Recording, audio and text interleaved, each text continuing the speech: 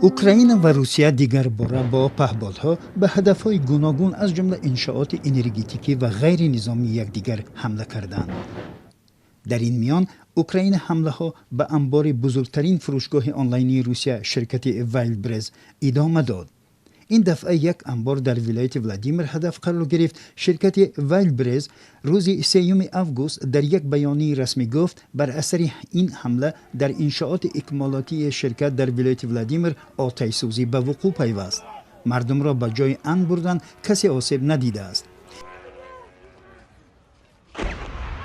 این حمله یک روز پس از ضربه پهپادی اوکراین به انبار دیگری وایلدبرز در ولایت سمر 800 کیلومتر دورتر از مرز اوکراین صورت گرفت. هفته‌های اخیر نیروهای اوکراینی به ده‌ها انبار وایلدبرز در گوشه‌های گوناگون روسیه ضربه زدند. اوکراین میگوید وایلدبرز با فروش اموال لازم برای نظامیان روسیه در جنگ بر ضد اوکراین کمک میکنند. مسکو این اتهامات را رد کرده است. در پاسخ به این حمله ها روسیه به یک انبار فروشگاه آنلاینی اوکراینی رازتکا در ولایت کیف ضربه زد. در این حادثه در روز 2 آگوست کسی آسیب ندیده است.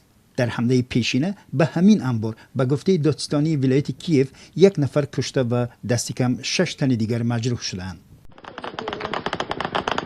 مقامات روسیه گفتند که بر اثر حمله پهپادی اوکراین در جای شنا و استراحتی مردم در ساحل بحر سیاه 7 نفر از جمله 3 کودک کشته شدند. به گفته سرگئی اکسنوف، رهبر دست نشانده روسیه در نیم جزیره کریم که مسکو آن را در سال 2014 به قلمروش همراه کرد، در حمله های شبانه اوکراین به اینجا 4 نفر جان باختند. وزارت دفاع روسیه روز 3 آگوست اعلام کرد که سیستم دفاع هوایی 131 پهپاد اوکراینی را در شب گذشته در چند منطقه سرنگون و نابود کرده است.